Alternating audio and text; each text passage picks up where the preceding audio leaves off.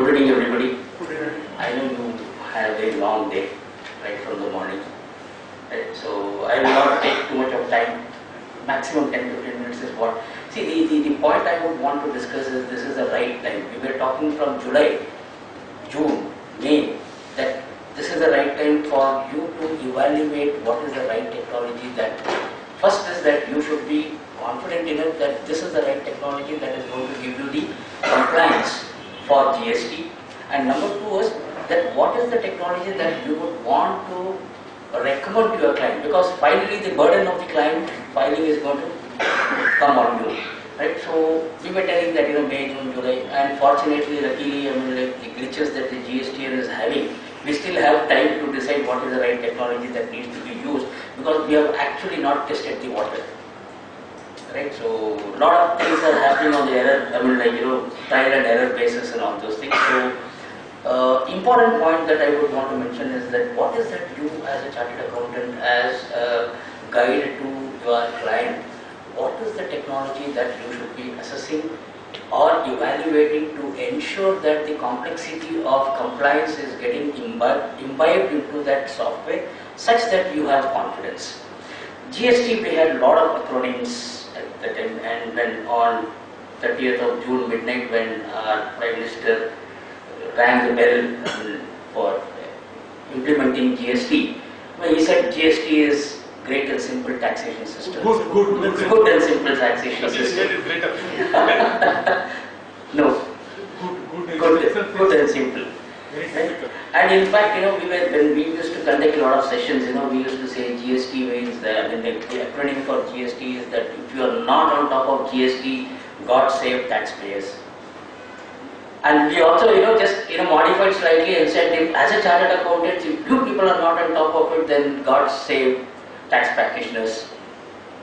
And the latest acronym for GST now is government-sponsored tension. Terrorism, actually. They always are eating one or two words very nicely. I appreciate it. Right? So we will be discussing about technology in the automation for GST. So agenda is going to be the same. So I'm going to take just a couple of aspects of the technology front, that what is that we should be evaluating from a technology perspective, as far as the technology that is going to support you for being GST compliant.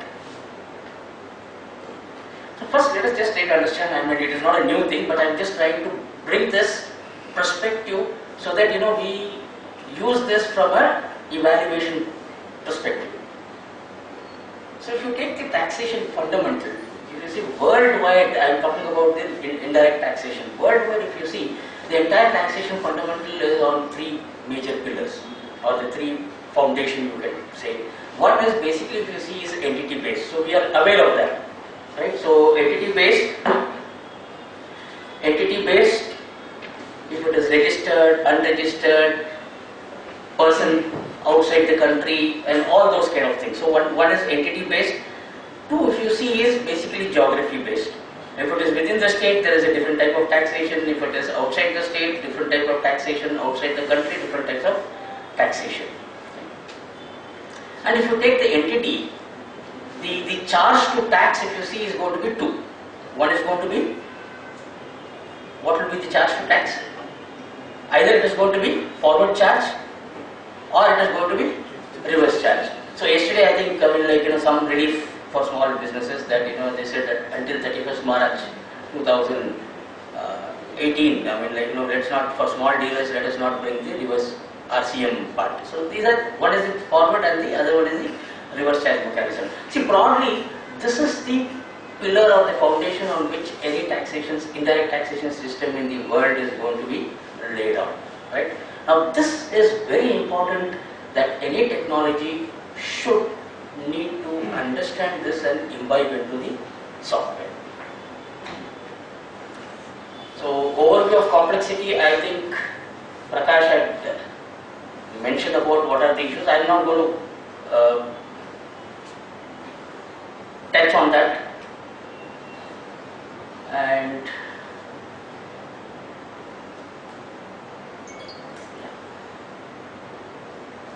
come directly to the tools for ensuring proactive compliance of GST.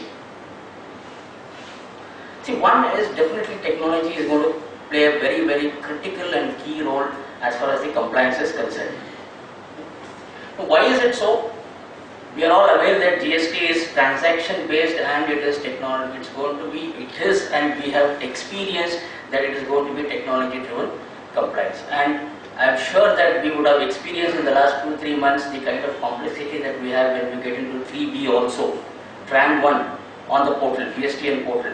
Like in Tran 1, in a couple of places it just says number, and half our customers were struggling saying that what is this number, and for a while we also didn't understand what is this number. Then finally we have to do some R&D and discovered that it is actually HSN number is what they are asking. So there are a lot of glitches as far as the technology is concerned, but this system of reconciling the vendor and the customer invoices, the buyer and the seller's invoices, is going to stay. I don't think it is going to have any relief on that part of it, and that is going to be the crux of the compliance. Okay. It is going to be transaction based, and for the first time, though we had for over years we had online filing and all this thing, but this is the first time that we are getting information from the department or the government portal. So basically it is B2B and G2B transmitting of data. So which means basically the entire business information of the businesses, which is the purchase, sale, and the other aspect of it, broadly will form about 75 to 80% of your business transaction. That is now on the cloud, like the previous speaker was talking about the cloud. So it is there on the cloud, right? So the message is like, this is what we were talking about, the 2A coming to you and 1A going to the vendor. And the triangulation of business record is going to be very important.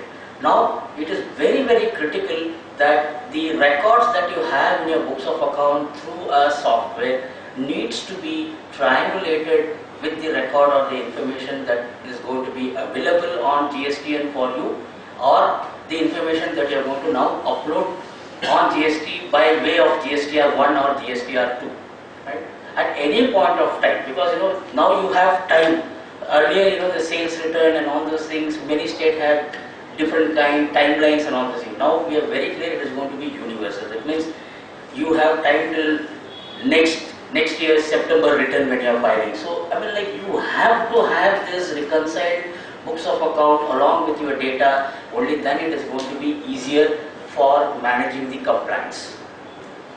So what is that important thing? See, what are the issues that we have? We have this history of telling our clients saying that even in the normal VAT, before even these 9-10 annexures was introduced in Karnataka VAT, we generally tell the client saying that 20th is the last date, so why don't you at least bring on 18th, 19th. But generally we have this experience, right? 20th morning is when the client is going to wake up, and then he is going to come to us. Right?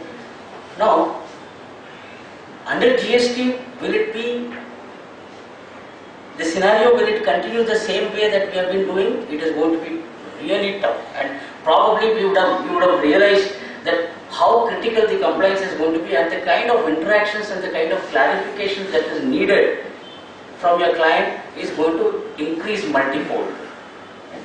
So what are the others? Like what would be the errors from a compliance point of view? If you see, what are the possible errors that you can think of, which a software or a technology should allow you to quickly identify and allow you to quickly correct, and then give you the confidence of compliance of that data.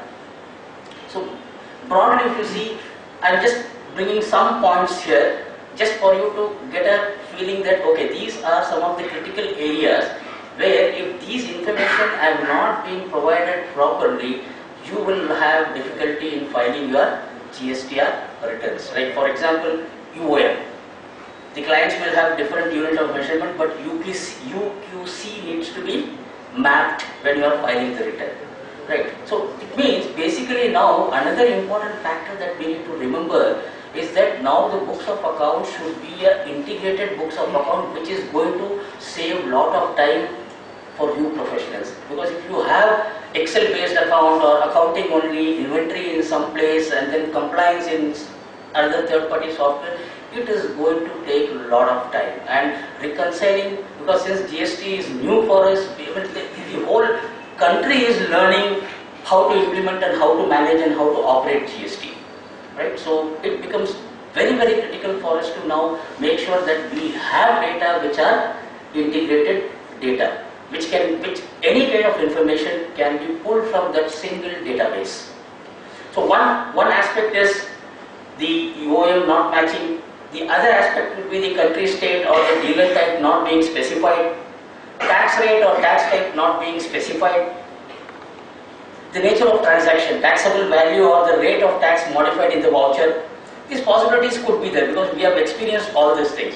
Now, if these things are there in the database and if this information is coming to you and if you are putting this information into a tool, currently the department is given offline tool. If you are putting this, the validation is going to be critical.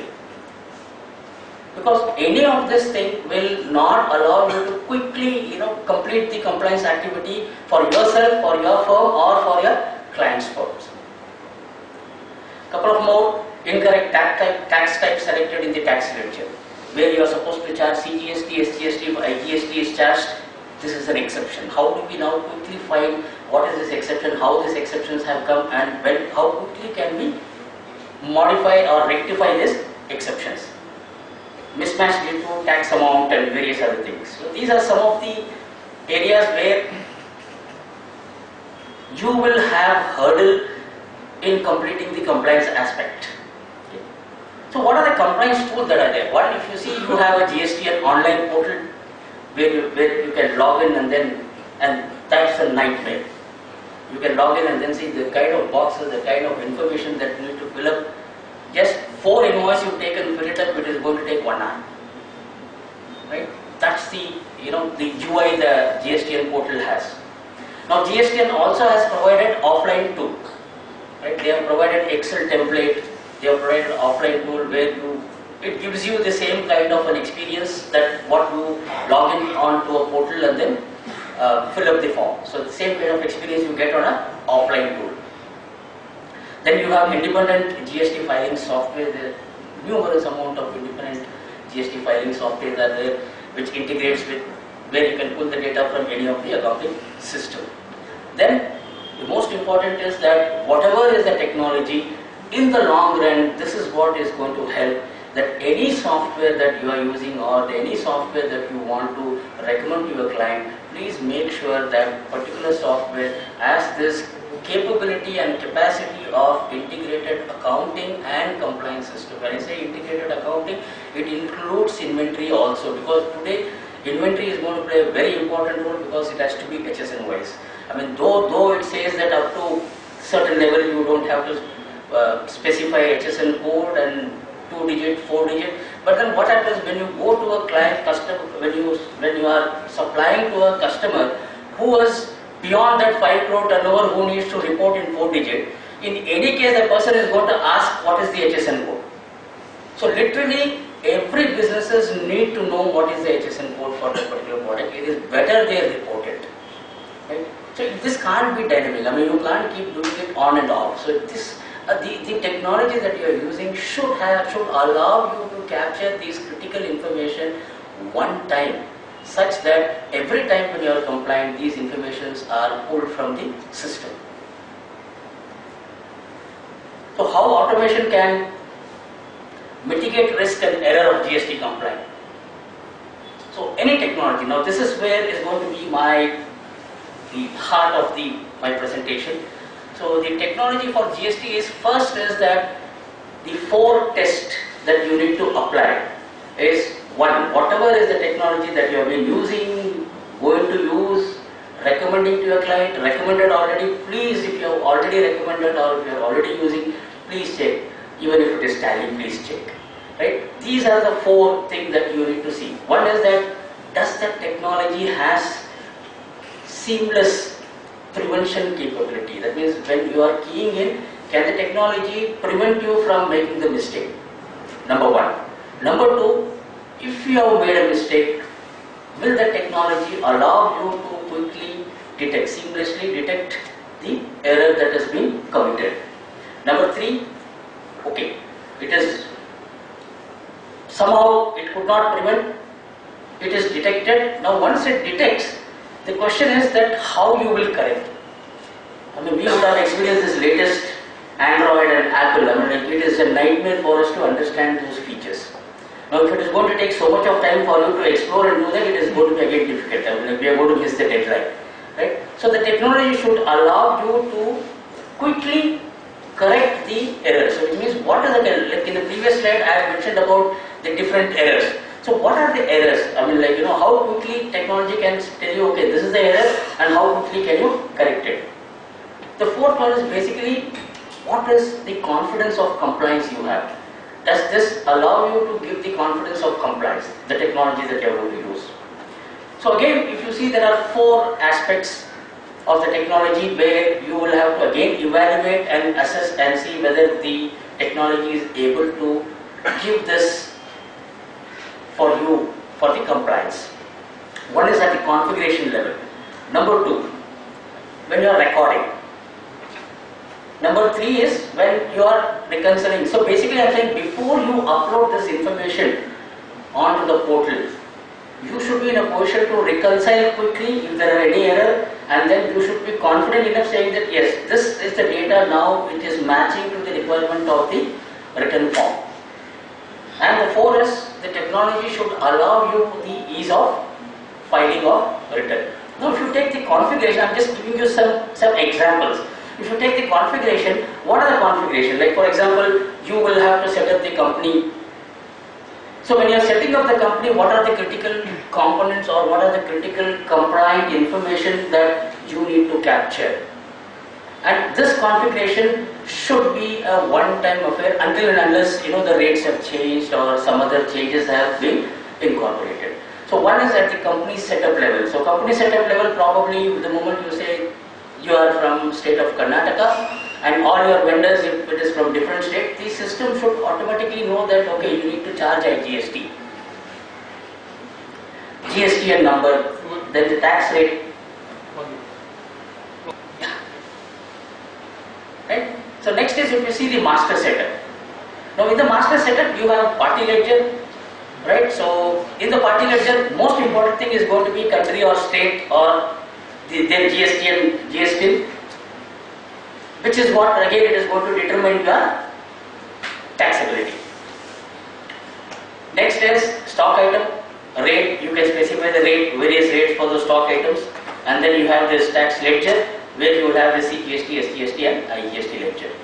Right? Now, recording.